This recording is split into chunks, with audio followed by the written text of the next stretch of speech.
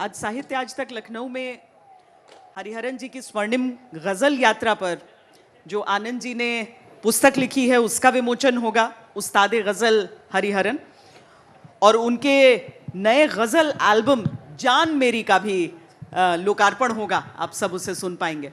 और यकीन मानिए कि मैंने एक बात सोची जब मुझे पता चला कि ये किताब है, ये आ रही, और मुझे एक अग्रिम उसकी प्रति मिली, एक मतलब आई वॉज फॉर्चुनेट कि मुझे पढ़ने के लिए मिला वो। लेकिन मुझे लगा कि गीत सुनते हैं, गीत पढ़ना पड़ेगा यहाँ, ये क्या है। और मैं इसी सवाल के साथ शुरू कर रही हूँ।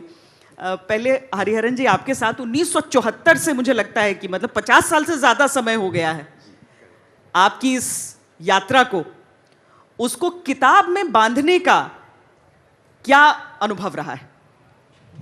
देखिए कि नमस्कार, आप सभी को नमस्कार।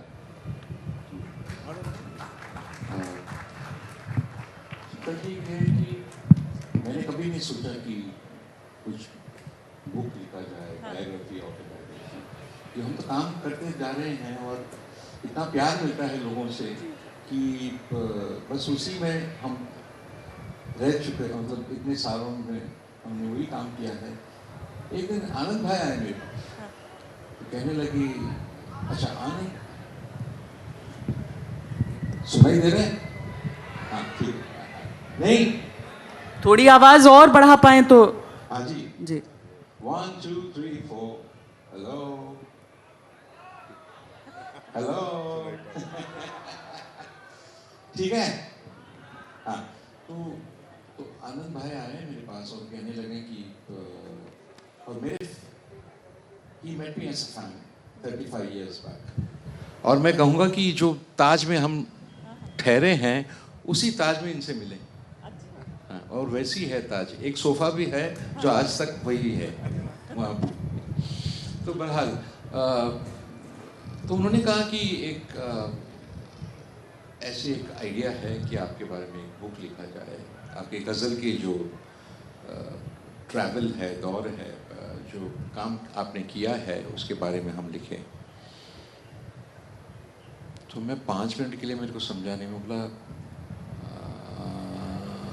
आप लिखेंगे मेरे काम के बारे में? हाँ अच्छा, बहुत बहुत लंबा होगा ना आप अगर लिखेंगे तो। और बहुत काम हमने किए हैं, मतलब इन टर्म्स ऑफ 300-400 गज़लें कुछ हमने कंपोज किया है, तो वो कैसा होगा। मुझे आइडिया अच्छा लगा कि बुक लिखना है, तो मैं बोला, तो सेकंड क्वेश्चन ये कैसा होगा, ये बहुत टाइम लगेगा। तो इन्होंने मुझे कुछ इनका रिसर्च दिखाया और पहली बार मैंने प्रिंटेड मेरे सारे गज़लों का जो रिकॉर्ड है, जो एल्बम्स हैं प्रिंटेड, वो मैंने देखा।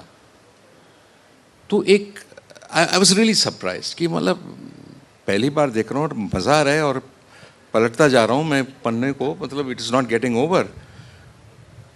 तो मैंने बोला, आनंद भाई ठीक है, मुझे क्या करना है बताइए। तो वो बोले कि मुझे आप कुछ 10 दिन देना है, नॉट एट वन स्ट्रेच, मतलब हर महीने 2-3 दिन अगर आप देंगे तो हो जाएगा। इस तरीके से शुरू हुआ। मुश्किल था कन्विंस करना के लिए।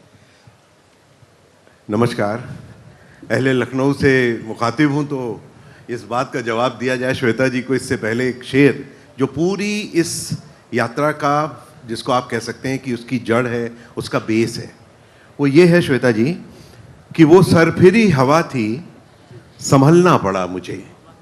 वो सरफिरी हवा थी, संभलना पड़ा मुझे। मैं आखिरी चिराग था, जलना पड़ा मुझे। तो जब ये विचार दिमाग में आया तो वो इसलिए आया कि मैं पिछले 20 साल से गज़ल गायकी का जब सफ़र देख रहा हूँ हिंदुस्तान और पाकिस्तान में, मौलिकता की बहुत कमी हो गई है। और एकमात्र हरिहरन साहब थे मेरी निगाह में जिनका आपने बोला अभी कि 35 साल से मैं ट्रेस कर रहा हूँ। मैं बहुत लकी हूँ कि 1979 में मेरे पास गमन का रिकॉर्ड आ गया था, मेरे पिताजी ने मुझे दिया था, और वहाँ से लेके आज तक जो हमने आपके साथ जर्नी एंजॉय की है, हर एल्बम का रिलीज़, जब मोबाइल नहीं भी होता था तो हम कनेक्टेड थे, और लखनऊ का उसमें बहुत बड़ा योगदान है। तो बात को छोटी करता हूँ, तो वो जो बेस था कि आखिर इस गज़ल गायकी का होगा क्या? क्या हम मिमिक्री ही करते रहेंगे या हम मिमिक करके गज़लें गाते रहेंगे? मौलिकता का क्या होगा? और उसके बाद जिन गज़ल गायकों ने इतना काम किया है हमारे देश में, पूरे विश्व में, उन सबको भी एहतराम करना था। तो मैं कोशिश में था कि कैसे लोकेट करूं कि गज़ल संसार एक साहित्य की बहुत बड़ी दुनिया है। उस गज़ल संसार को पब्लिक तक ले जाने में किताबों के बाद सबसे बड़ा योगदान गायकों का है, तो गज़ल गायकों का एक बहुत बड़ा संसार है। उस गज़ल गायकी के संसार में गज़ल गायकी की विभिन्न शैलियां हैं, जिनको कि इस किताब में घराने के रूप में प्रस्तुत किया गया है, और उन शैलियों को दिखाने के बाद, घराने स्टैब्लिश करने के बाद, सारे गज़ल गायकों का एहतराम करने के बाद बारी आई कि 5वें घराने का उदय हुआ, वो है हरिहरन साहब। तो उसमें 50 साल की लेगेसी पे हमने इस किताब को तरतीब दिया। घराना हमेशा हम शास्त्रीय संगीत में सुनते हैं, तो इस पे आगे हम चर्चा करेंगे, क्योंकि जैसा आपने कहा बोलेंगे कम सुनेंगे ज्यादा, जी। तो हम और सुनकर समझ में ज्यादा आएगा कि अच्छा इसकी बात हो रही है, वरना तो श्रोता ऐसा नहीं है कि हम लोग कोई मास्टर ऑफ म्यूजिक हैं, लेकिन आप अगर उन सुरों के साथ हमें समझा पाएंगे तो उसे पढ़ने में और मजा है सबको। तो दर्शकों, आप तैयार हैं ना? आज हम हरिहरन साहब की 50 साल की गायकी को सेलिब्रेट करेंगे, और हर दशक के हिसाब से सेलिब्रेट करेंगे। तो मैं मुखातिब होना चाहता हूं हरिहरन साहब के साथ कि वो पहली गज़ल जहां से जीवन शुरू हुआ। जो पहली गज़ल जिसमें मतलब मुझे लोगों ने पहचाना, वो फिल्म गमन में मैंने गाया।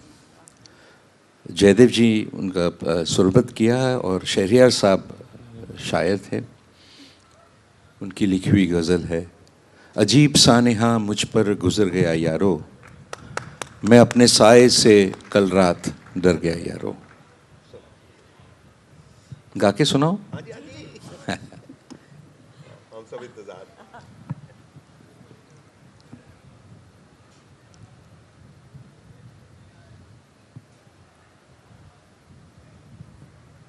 The keyboard is not on.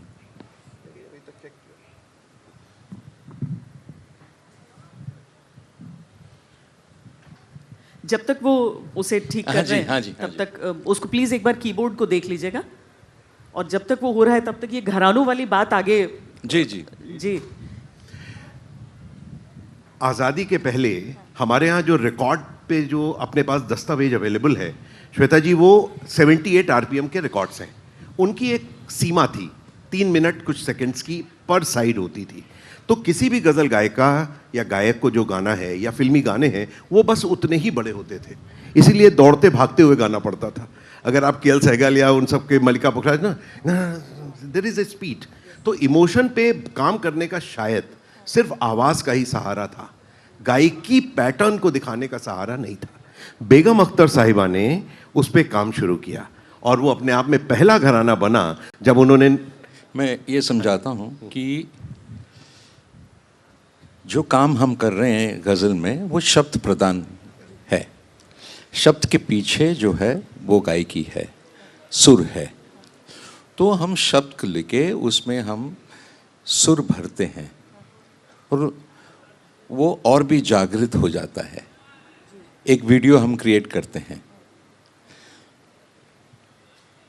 अजीब सानेहा मुझ पर गुजर गया यारो, मैं अपने साए से कल रात डर गया यारो। अजीब सानेहा मुझ पर गुजर गया यारो, अजीब सानेहा मुझ पर गुजर गया यारो। तो इसी को मैं सुर में कह रहा हूँ मैं। अजीब सानेहा मुझ पर गुजर गया यारो, मैं अपने साए से कल रात डर गया यारो अजीब सा। तो ये जो सुर भरने का अंदाज है, जो कहने का अंदाज है, हर आर्टिस्ट का अलग अलग होता है। और उनके जो गज़ल गायक हैं, उनके जो अपने रियाज और अपने जो म्यूज़िकल स्किल है उस पे आधारित होता है। क्योंकि गज़ल म्यूज़िक करके कुछ नहीं है, गज़ल सिर्फ पोइट्री है। उसे आप किसी भी अंदाज में गाइएगा। अजीब सा नेहा मुझ पर गुजर गया यारो, मैं अपने साए से कल रात डर गया यारो। इस तरीके से भी गा सकते हैं आप। तो ये इतना अंतर है एक एक आर्टिस्ट में। जो बेगम अख्तर साहिबा गाई थी, उन्होंने पूरा राग में, उन्होंने सबसे पहली उन्होंने कॉन्सर्ट परफॉर्मेंस, कॉन्सर्ट स्टेज पे ले आए हैं गज़ल को। ये बहुत बड़ा कंट्रीब्यूशन उनका था। नहीं तो बिल्कुल छोटे छोटे महफिलों में गाते थे। जबकि क्लासिकल म्यूज़िक का कॉन्सर्ट स्टेज में प्रेजेंस था, मगर बेगम साहिबा ने उनको उस मयार तक पहुंचाया कि गज़ल को भी सुनिएगा प्लेटफॉर्म पे, कॉन्सर्ट प्लेटफॉर्म पे।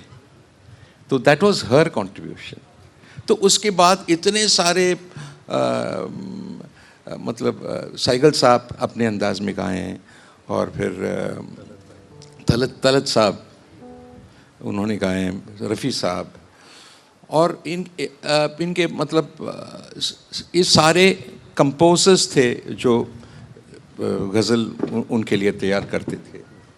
ये क्या हो गया? हवा।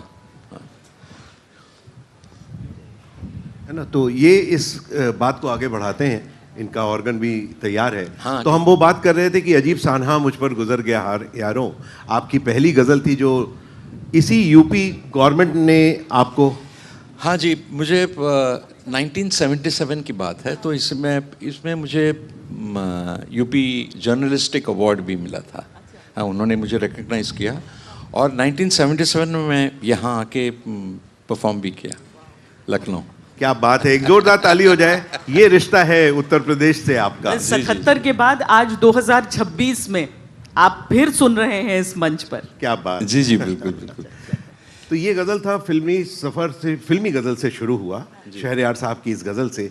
फिर आप जब उस्ताद के साथ, गुलाम मुस्तफ़ा खान साहब के साथ शागिर्दी में गए, वहाँ से गज़ल का एक प्रॉपर सफ़र शुरू हुआ। तो पहली गज़ल जिसने इनको आपको पहचान दिलाई प्राइवेट गज़ल सिंगिंग में, शुरुआत इसी से हुई। तो वो गज़ल जो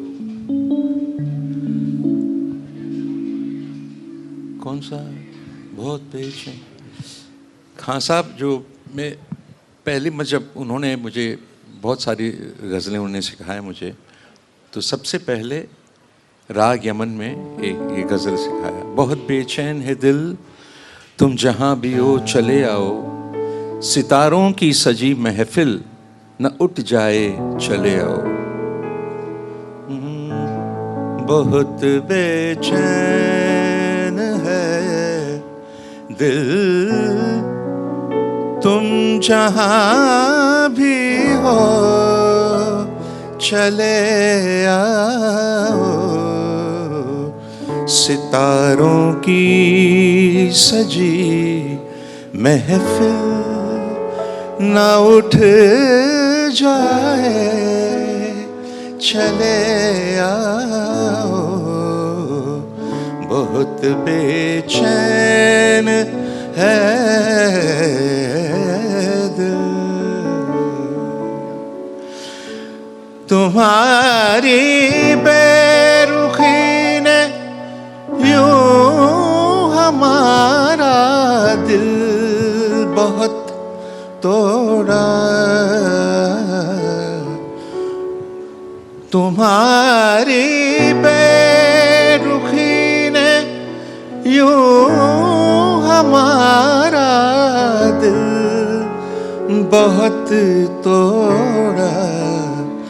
उसी दिल ने तुम्हें आवाज दी है, तुम चले आओ उसी दिल ने तुम्हें आवाज दी है, तुम चले आओ, चले आओ, चले आओ। तो ये 1975 में दूरदर्शन में गाया था मैंने ये गजल। 75। हाँ जी। बहुत सारे यहाँ मित्र शायद अभी यात्रा पे थे, हाँ, धरती पर आने की। जी हाँ जी। आप आनंद जी, चूंकि आपने ये पूरा एक बहुत लगभग 3 दशक बिता लिए हैं उसे 3.5 दशक के साथ, इसीलिए मैं आपको भी चाहूंगी कि आप गाइड करें अब इस कॉन्वर्सेशन को। हम पहले दशक की बात, पहले गजल की बात यहाँ पर करते हैं। अब हम दूसरे दशक की तरफ आए। वैसे तो हर पड़ाव पर रुकने का दिल कर रहा है, लेकिन शास्त्रीय संगीत में महारत होना, उसकी एक ट्रेनिंग, उसका प्रशिक्षण होना और गजल क्या सामान्य है कि क्या? बहुत, एक तो इसका जवाब अभी हम हरिहरन साहब से भी लेंगे, मगर मैं इतनी बड़ी जो जनता यहाँ बैठी हुई है इसका मैं नुमाइंदा हूँ। क्या प्रतिनिधित्व कर रहा हूँ मैं यहाँ इस मौजूद सामीन का, कि संगीत का, शास्त्रीय संगीत का ज्ञान होना एक अच्छा श्रोता होने की निशानी नहीं है। आप अगर कान से अच्छे हैं, सच्चा सुनना चाहते हैं, तो आप पर संगीत एक प्रभाव के रूप में उतरता है। मेरा कभी कोई शास्त्रीय संगीत से वास्ता नहीं रहा, मगर गज़ल जो समझ में आती है वो उसके भाव से समझ में आती है कि गायक ने उसको बरता कैसे। तो इसमें बहुत महारथियों का हाथ है, बड़े बड़े हुए, मेहंदी हसन खान साहब हुए, जगजीत सिंह साहब हुए, फरीदा खानम साहब है। शास्त्रीय संगीत जो है आनंद भाई, कि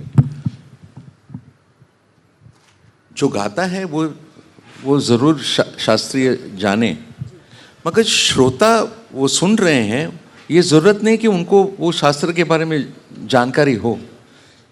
ये जादू है शास्त्रीय संगीत का। अगर आप सही से आप पेश करेंगे, सीखेंगे और पेश करेंगे, उसका असर होगा, अपने आप होता है। अब दिस इज एनर्जी, फ्रीक्वेंसी का एनर्जी है। तो अगर जब वो भरपूर है या सही है वो जो फ्रीक्वेंसी, तो वो जाके आपको टच करता है। अब श्वेता जी, अगर मैं कहूँ कि हाथ में हाथ लेके ये वादा कर लो, और अगर मैं बोलूँ मान लीजिए राग यमन में है, तो उस पर आप पे क्या असर पड़ता है? आपको तो शब्द ही सुनने हैं। तो मैं गुजारिश करूँ, ये राग किरवानी में, किरवानी पे सुनिए आप। अब राग किरवानी बोल के क्या हमको, एक कान से इनको क्या मतलब है? हमको तो इसके असर करते नहीं, और शब्द हम तक पहुंच रहे हैं क्या, मेरे दिल को छू रहे हैं क्या, वहां पे गायक अपनी गायकी को दिखाता है। प्लीज। नहीं, क्या है कि अभी जो राग किरवानी है, रे ग रे ग रे रे सा रे सा रे ग रे सा रे ग, म र नि स ग रे नि सा सा, सा रे ग म प द प द प द प द प, नि स नि द म द स नि द रे, रे ग म द प म ग रे प म ग रे, म म ग ग रे ग रे स नि ग रे नि रे नि द प सा। हाथ में लेके मेरा हाथ ये वादा कर लो, हाथ में लेके मेरा हाथ ये वादा कर लो, अब न छोड़ोगे कभी साथ, ये वादा कर लो, हाथ में लेके मेरा हाथ ये वादा कर लो। तो अभी आप राग किरवानी को हम इस गज़ल के द्वारा पेश करते हैं। हमारा बंदिश जो है वो गज़ल है। तुम न बदलोगे तुम न बदलोगे,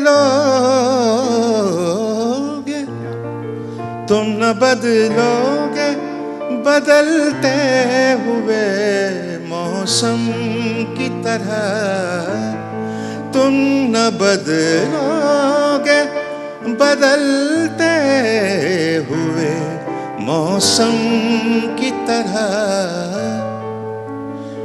बीतने वाली है बरसात ये वादा कर लो, बीतने वाली है बरसात ये वादा कर लो। अब आप सबने देखा कि ये गज़ल जो अभी हरिहरन साहब ने पेश की, ये आपकी कंपोज की हुई पहले गज़ल एल्बम सुकून से ही ये गज़ल है जी। और कितना बड़ा रिकॉर्ड कायम किया आपने। मैं आपको बताता हूं कि ये सुकून एल्बम पहली बार किसी भी गज़ल गायक के द्वारा विदेश में रिकॉर्ड हुआ, विदेशी म्यूजिशियंस के साथ रिकॉर्ड हुआ, विदेशी साज उसमें सजे और ये वहीं कंप्लीट हुआ। ये पहली बार किसी भी हिंदुस्तानी गज़ल गायक ने एक इतना बड़ा माइलस्टोन सेट किया, जिसका कि पहला एल्बम था। तो हम जैसे जो इनके प्रेमी थे वो समझ रहे थे कि अब कुछ उड़ान बहुत बड़ी होगी। मैं बात कर रहा हूँ 81।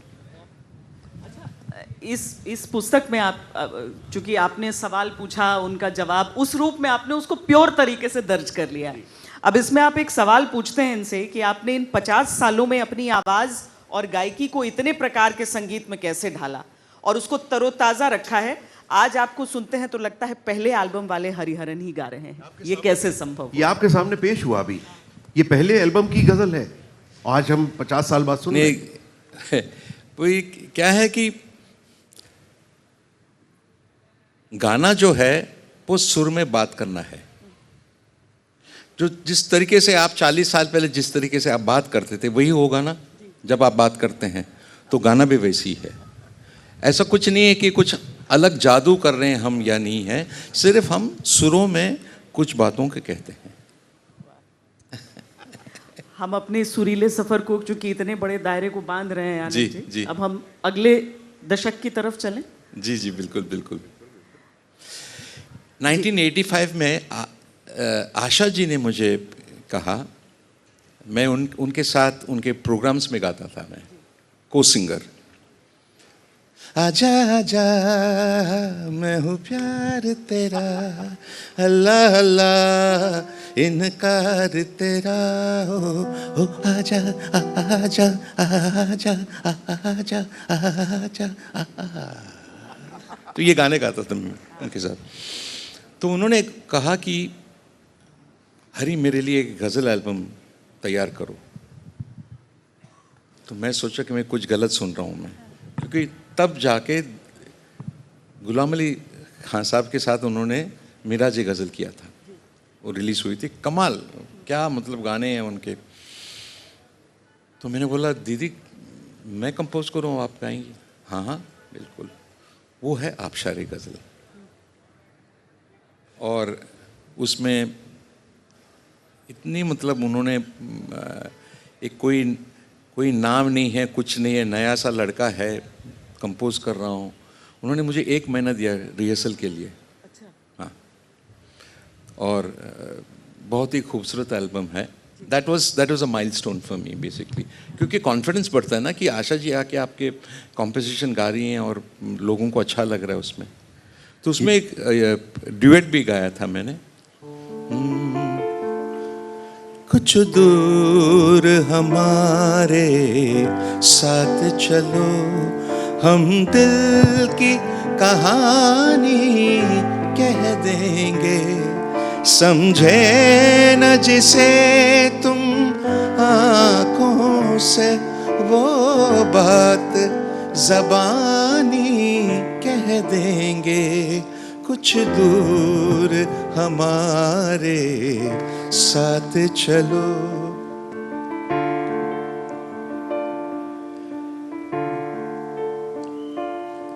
मौसम तो बड़ा ही जालिम है, तूफान उठाता रहता है। मौसम तो बड़ा ही जालिम है, तूफान उठाता रहता है। कुछ लोग मगर इस हलचल को, कुछ लोग मगर इस हलचल को बदमस्त जवानी कहते हैं। कुछ लोग मगर इस हलचल को बदमस्त जवानी कहते हैं। समझे न जिसे तुम आँखों से वो बात ज़बानी कह देंगे। कुछ लोग कुछ दूर हमारे साथ चलो। श्वेता जी, जो ये पर्पस हल करेगी ये किताब, ये आपने तो गज़ल गाई और गज़ल हमने सुन भी ली। इस गज़ल के पीछे की जो कहानी है थोड़ी सी हरिहरन साहब ने भी आपको बताई कि ऐसे इसको पेश किया।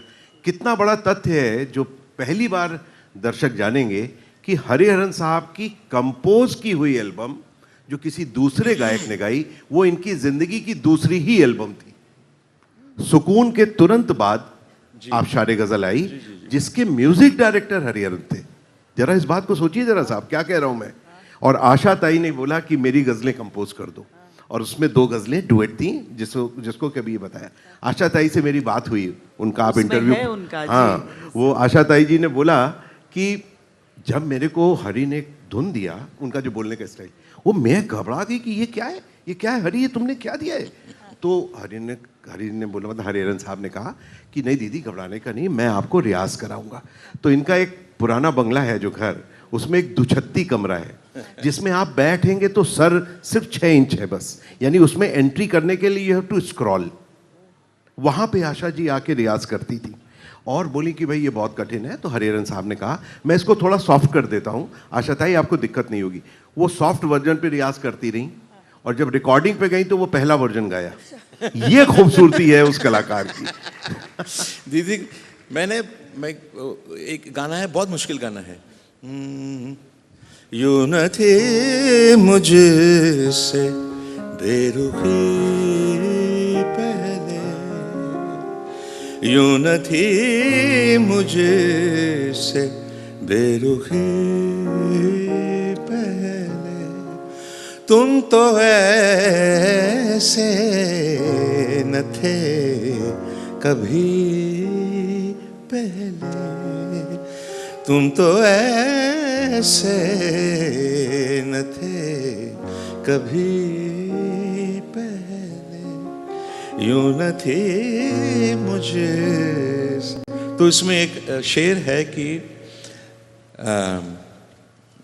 क्या है शेर, कितनी आसान थी जिंदगी पहले, तो गाते गाते बोले हाँ बिल्कुल आसान थी उनकी जिंदगी ये गाने से पहले। तो बहुत मज़ा आया और उनसे वो करते करते मुझे बहुत सीखने को मिला उनसे भी। वो कहने लगी कि किस तरीके से कॉम्पोजिशंस की करो, क्या क्या बातें रखो, कितनी मतलब व्हाट इज़ द परसेंटेज, कितना आप म्यूजिकलिटी दे सकते हो उसमें, बहुत मुश्किलात मत करो क्योंकि वो मुख्तलिफ बातें कहो मगर पुख्तगी से। That's what she meant, you know, बड़ी अच्छी बातें रखो आप सामने। तो ये मुझे लर्निंग एक्सपीरियंस भी था उनके साथ। मतलब आपकी गायकी में एक मॉडर्न टच भी, एक आधुनिकता भी है और एक पारंपरिक जी, मतलब आप एक संतुलन जो उसका लाते हैं, और मुझे लगता है कि इसमें बहुत सुंदरता के साथ आनंद जी आपने उसे हाईलाइट भी किया है। देखिए क्या है, किसी भी आर्ट फॉर्म में, चाहे वो कल्चर हो, चाहे आर्ट हो, चाहे म्यूजिक हो, वो वक्त के साथ बात करता है, उससे अलग नहीं हो सकता। आज आपकी फिल्में वही दिखा रही हैं जो आपका समाज कर रहा है, एम आई राइट? तो इसी तरह एक आर्टिस्ट अगर इवॉल्व नहीं करेगा किसी आर्ट फॉर्म पे, तो आर्ट फॉर्म निकल जाएगी, पुरानी हो जाएगी। हम कब तक कॉपी करके गाएंगे? तो हरिहरन साहब शुरू से ही इस बात को जानते थे। और क्यों मैं इनका फ़ैन था, जब मैं एक छोटा सा 81 में 12+ क्लास में था, कि जो हमें मौजूद था उस वक्त काम, वो बेगम अख्तर साहिबा, मेहंदी हसन साहब का उच्च कोटि का काम था, जिनसे को रिलेट करना एक बच्चे के लिए टफ काम था। वहाँ पे ये फिलर लेके आए। और ऐसे ही देखिए आप, एक्टिंग में होता है, ऐसे ही साहित्य में होता है, हर चीज़ होती है।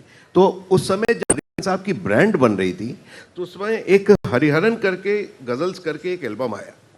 और मुझे ध्यान है कि वहाँ से हम लोग बिल्कुल साफ पहचानने लगे कि अब हरिहरन साहब का एक गज़ल सिंगर हिंदुस्तान में। याद रखिए, वो दौर धूमकेतु का दौर था। 80s गज़ल के लिए जाना जाता है स्वर्णिम काल, और उस वक्त एक कलाकार एंट्री ले रहा है।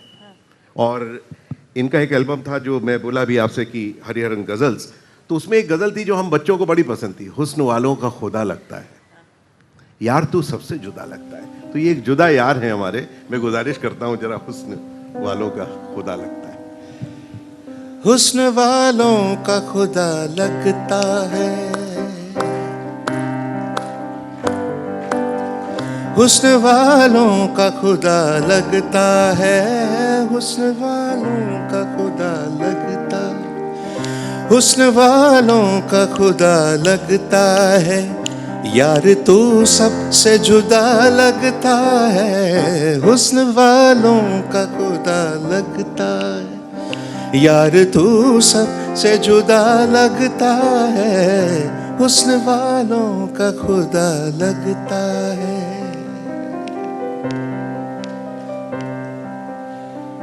ऐसा क्या है तेरी अंगड़ाई में,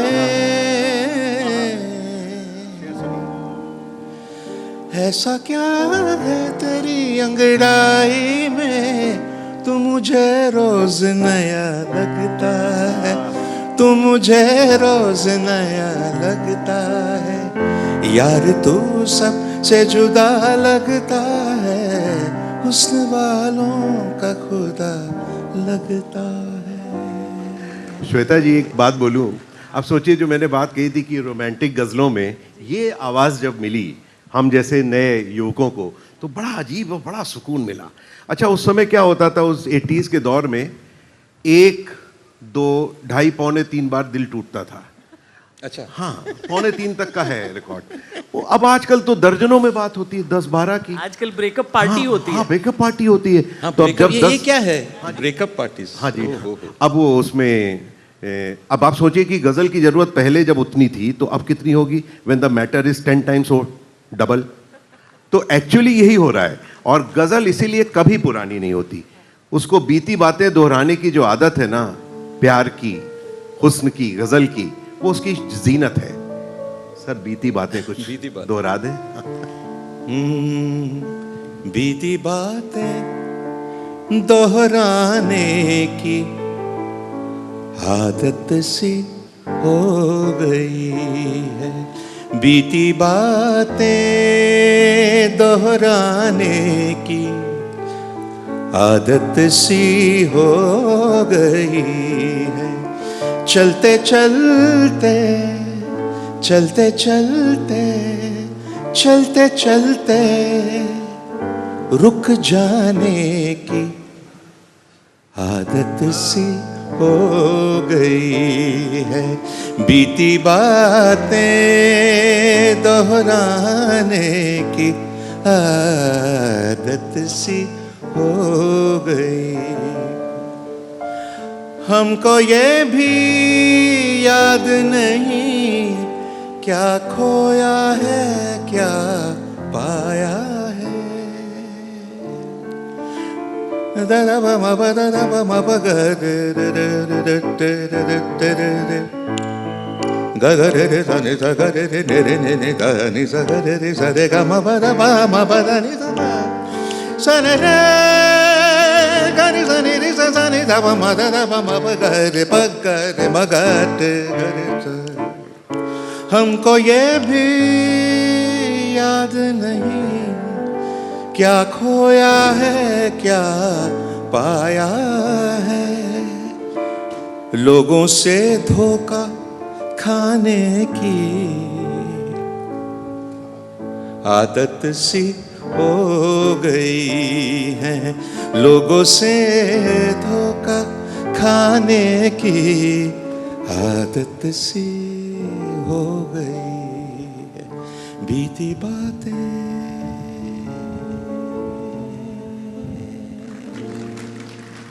बहुत इमोशनल कर दिया साहब आपने, और बीती बातें दोहराने की आदत हो गई है, और धोखा देने की बात हुई इस शेर में। श्वेता जी, आंख नम हो रही है। दो दोस्त धोखा दे गए इस किताब लिखने के सफर में, और वो दोस्त हरिहरन साहब के लख्ते जिगर थे, हम सफर थे और जिंदगी का हिस्सा है। एक थे ताहिर फराज साहब जो अभी चले गए, मतलब क्या असमय जाना हुआ उनका, किताब को कंट्रीब्यूशन दे के गए। और दूसरा नाम लूंगा तो दूर तक ताली सुनाई देनी चाहिए उनकी याद में, उनकी श्रद्धांजलि में, जाकिर हुसैन साहब। उस और हरिहरन साहब के जीवन में एक चैप्टर जुड़ा जिसके एल्बम का नाम था हाजिर, जिसमें हाजिर ये कैसे नाम देखिए बनाया इस एल्बम का, तो उसकी कुछ याद मैं आपसे सुनना चाहूंगा। जी बिल्कुल। हाजिर एल्बम की। जाकिर भाई को मतलब अब तक महसूस नहीं हो रहा है कि वो नहीं है हमारे साथ, क्योंकि इतने एक पावरफुल आर्टिस्ट, पावरफुल शख्सियत जो है। तो 92 में मैंने उनके साथ हाजिर किया मैंने, और तब से बहुत सारे नेशनली इंटरनेशनली शोज़ किए हमने, साथ में किए हैं। और 5 साल पहले हाजिर 2 भी किया था हमने। तो बड़ी यादें हैं उनके साथ, म्यूज़िकल यादें हैं, उनकी फ़िलॉसफी जो हैं वो भी याद बहुत आती है। एक गज़ल में पेश कर रहा हूँ उनकी याद में। मरीज़ इश्क का क्या है, जिया जिया न जिया, मरीज़ इश्क का क्या है, जिया जिया न जिया, है एक सांस का झगड़ा, लिया लिया न लिया, मरीज़ इश्क का क्या है, जिया जिया न जिया, मेरे ही नाम पे आया है जाम महफिल में, मेरे ही नाम पे, मेरे ही नाम, मेरे ही नाम पे आया है जाम महफिल में। ये और बात कि मैंने पिया पिया न पिया, ये और बात के मैंने पिया पिया न पिया, ये और बात के मैंने पिया पिया न पिया, मरीज़ इश्क का। इसीलिए सबसे ख़ास, हमेशा सोचते हैं ना 30 से अधिक हैं उनके साथ गज़ल, लेकिन ये सबसे ख़ास। ये एक सिर्फ एक कलाकार के लिए, एक सिंगर के लिए ये चुनौती नहीं होती है, पर उस आर्ट फॉर्म के लिए भी चुनौती होती है कई बार। आज जब युग भी बदल रहा है, डिजिटल युग में हम आ रहे हैं, गज़ल के सामने सबसे बड़ी चुनौती क्या देखते हैं आप हरिहरन जी? गज़ल के सामने कोई चुनौती नहीं है, क्योंकि जब तक लोग हैं और जब तक दिल है और दिल में प्यार है तो गज़ल तो जिंदा है। ये गुफ्तगू है, आखिर बात तो करेंगे ना आप, कितने आप व्हाट्सएप में करेंगे, बातें तो करेंगे ना आप, गाने सुनेंगे, एक दूसरे से बातें करेंगे, तो ये बात ही गुफ्तगू ही तो है गज़ल। बिल्कुल बिल्कुल।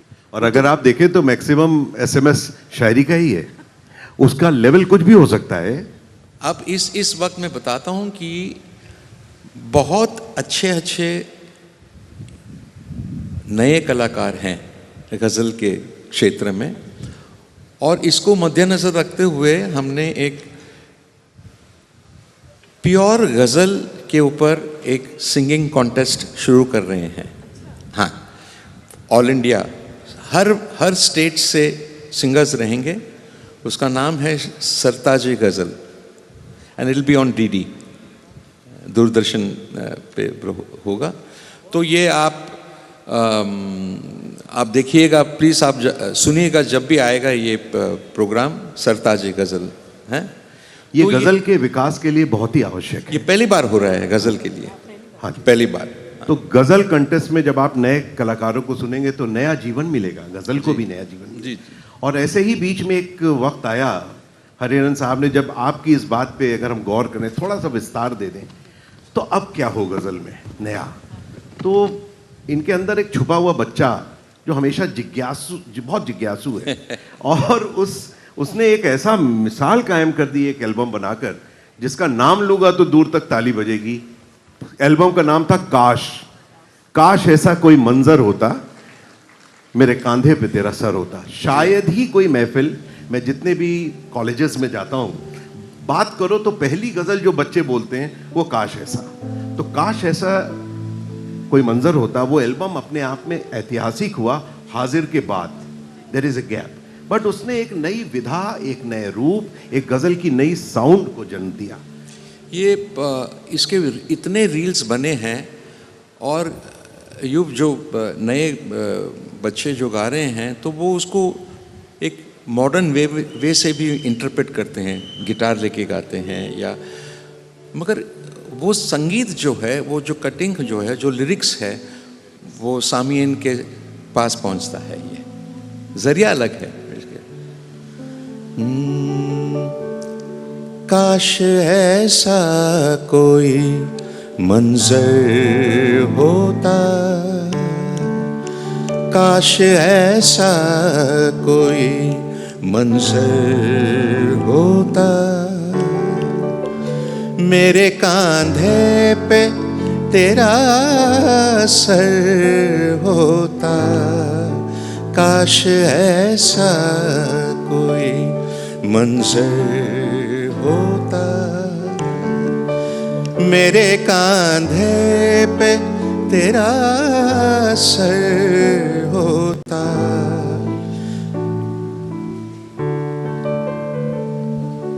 जमा करता जो मैं आए हुए संग, जमा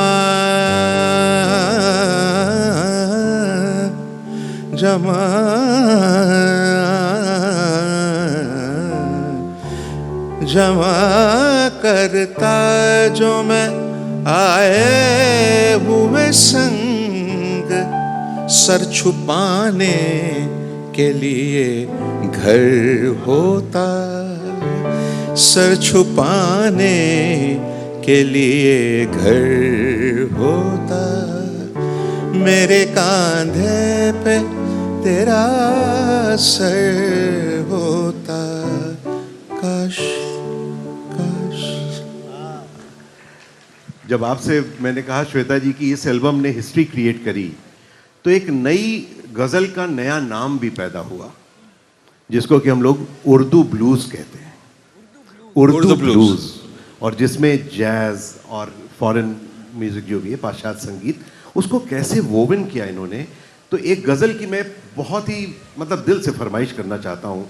शायद ही कुछ दिन, 2-4 ही दिन होते हैं कि उसको सुनना पड़ता है, क्योंकि एक लाइन वेस्टर्न म्यूजिक में है, आधी लाइन शास्त्रीय संगीत में है, पूरा वर्स शास्त्रीय संगीत में है, तो अगला वर्स वेस्टर्न संगीत में। एक लाइव कंसर्ट में आपकी रिकॉर्डिंग है, ये आईने से अकेले में गुफ्तगू क्या है।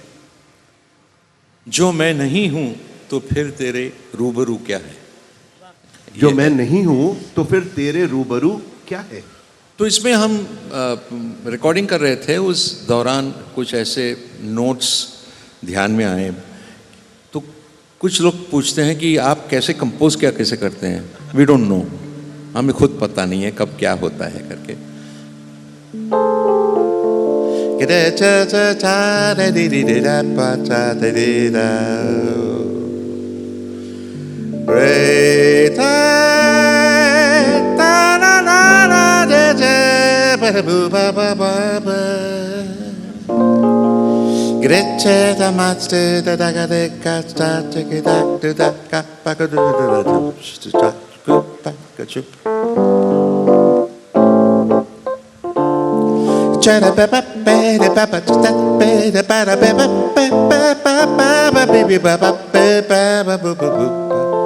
ब्लू स्केल है।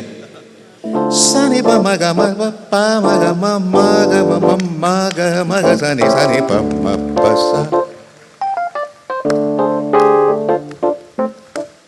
एक मिनट।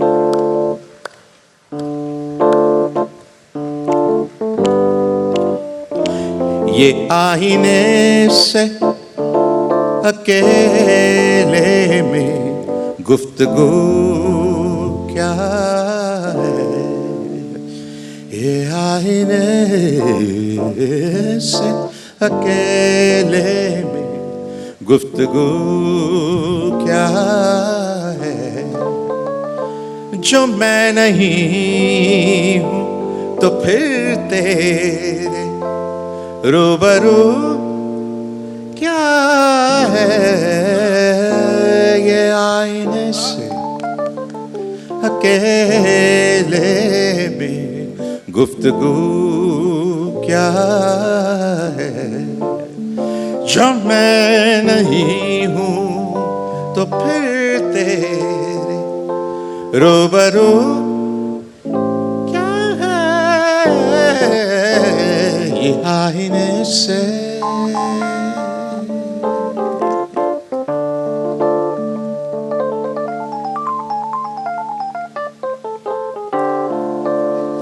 इसी उम्मीद पे काटी है जिंदगी मैंने, इसी उम्मीद पे काटी है जिंदगी मैंने। वो काश पूछते मुझसे के आरज़ू क्या है, वो काश पूछते मुझसे के आरज़ू क्या है, जो मैं नहीं हूँ तो फिर तेरी रूबरू क्या है।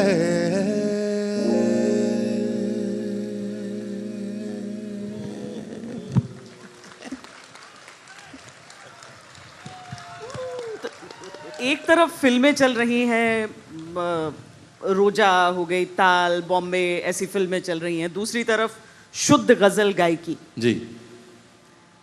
क्या मतलब जब हम गजल ब्लूज सुन चुके हों उसके बाद मुझे पता नहीं, ये पूछना भी नहीं चाहिए कि इसके बाद देखिए ऐसा है कि जब इनके काम को शोध कर रहे थे और हम तो पूरी लाइफ साथ ही साथ चल रहे थे, थकते नहीं हैं और रोज इनको नया कुछ करना है, ये बहुत बड़ी इनकी खासियत है, परेशानी भी है। और घर के लोग भी परेशान है।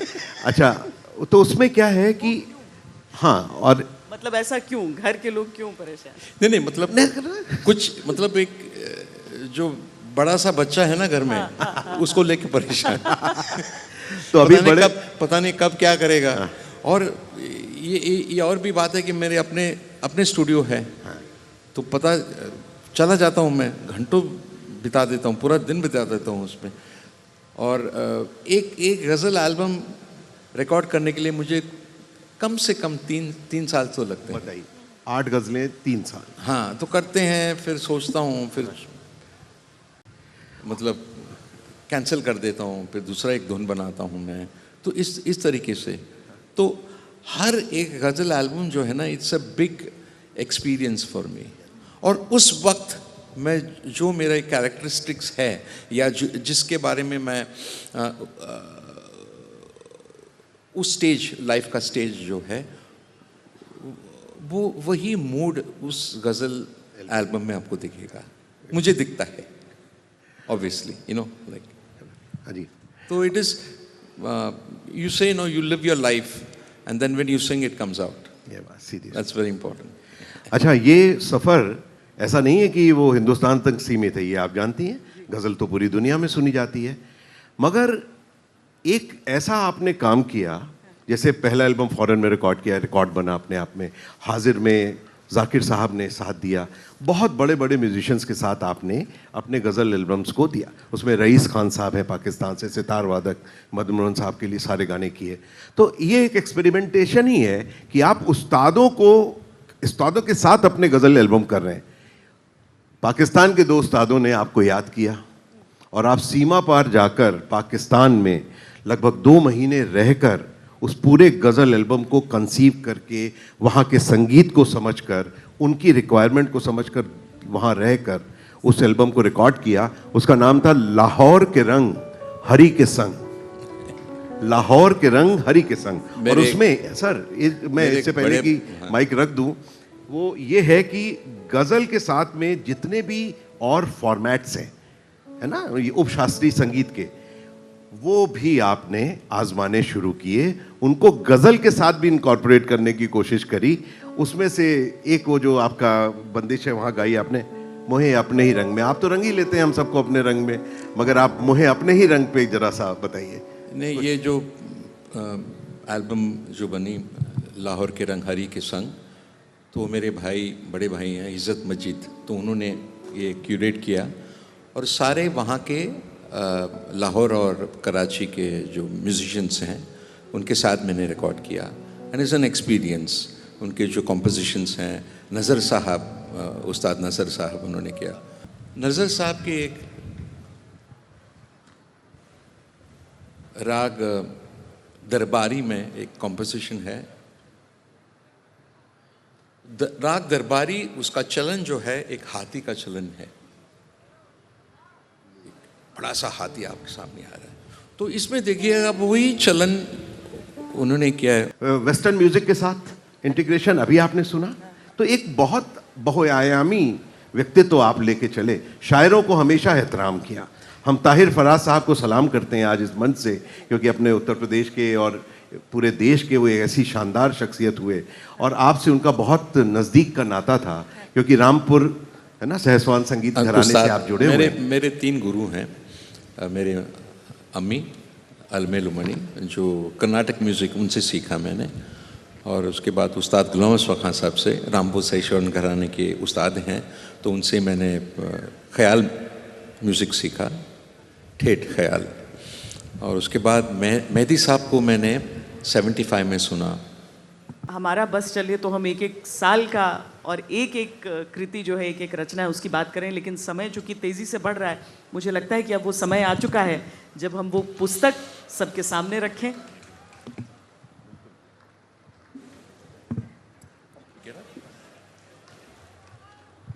बहुत देर से आंधियों से बचाकर इसने भी, बच्चे ने भी रखा है तो उसको भी थैंक यू। नहीं, इसमें शर्माने की बात नहीं है, साहित्य की सेवा है।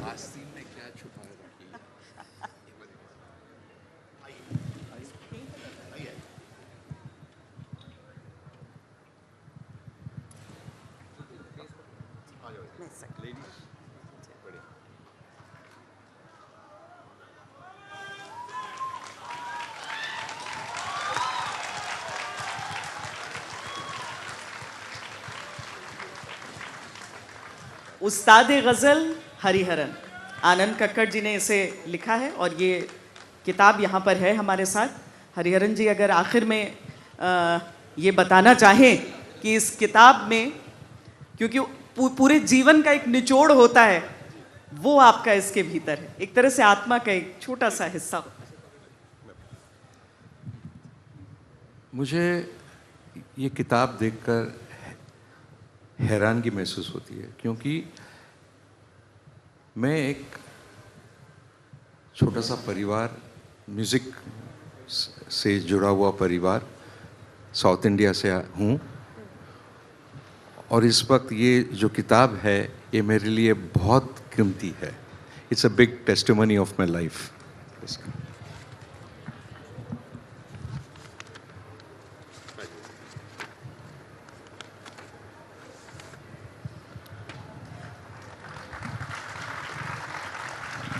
और साहित्य आज तक के साथ इतने सारे लोग इतनी संख्या में जुड़ते हैं, मतलब साहित्य का भविष्य भी बहुत सुनहरा है.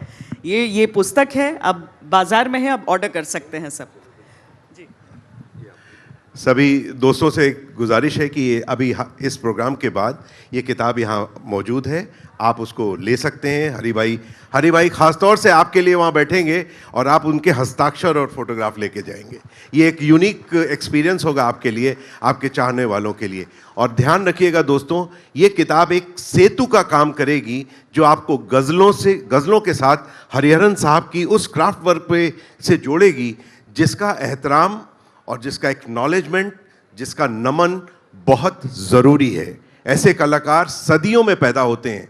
आप हमारे राष्ट्र की धरोहर हैं और गज़ल की पताका को लेकर चलने वाले सांस्कृतिक राजदूत. Thank you.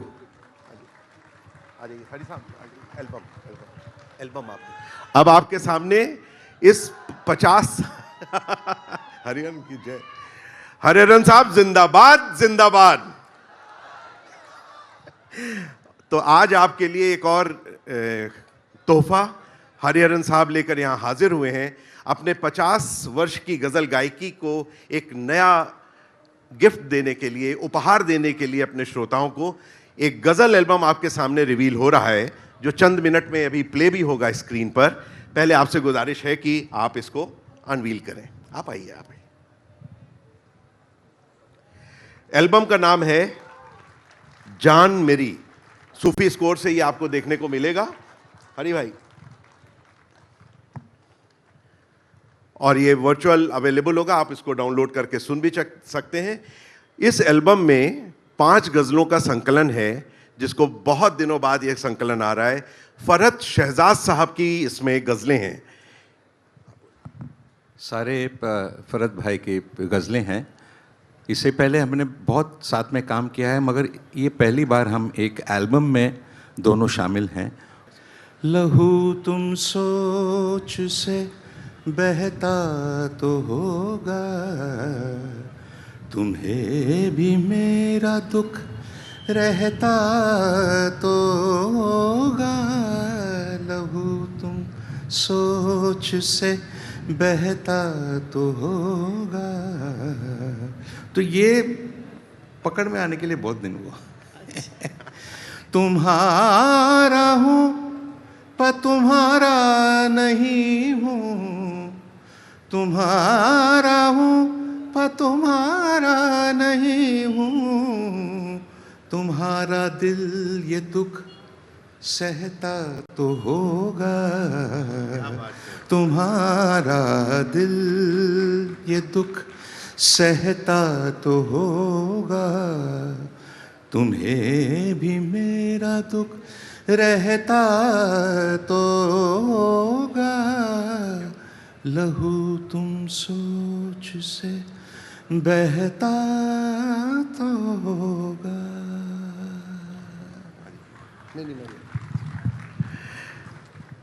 ये क्षण आज ऐतिहासिक हैं और हरिहरन साहब के इस स्वर्णिम सफ़र की जब एंट्री साहित्य में हो रही है तो आप किताब के रूप में अभी हरिहरन साहब को सुनेंगे, न सिर्फ पढ़ेंगे बल्कि सुनेंगे. आप सबसे एक गुजारिश है कि लखनऊ की शान को बरकरार रखते हुए हम इस कलाकार को एक स्टैंडिंग ओवेशन दें और आपको रिटर्न गिफ्ट मिलने वाला है.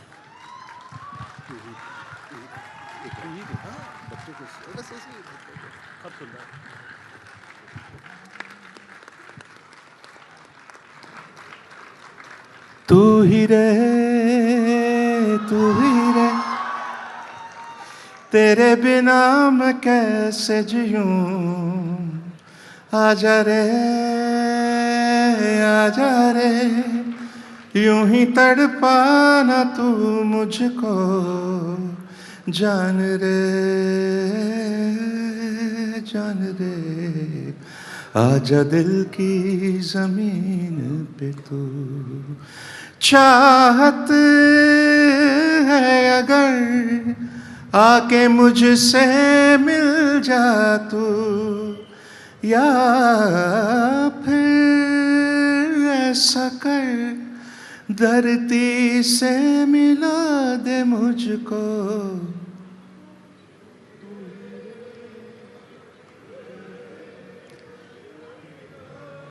जोर से आजा रे यूं ही तड़पाना तू मुझको। शुक्रिया। अब आप सब आ जाइए बुक स्टॉल पर, अपनी प्रति अपने हाथ में लीजिए और हरिहरन साहब से हस्ताक्षर लीजिए। Thank you very much. Thank you so much, बहुत धन्यवाद।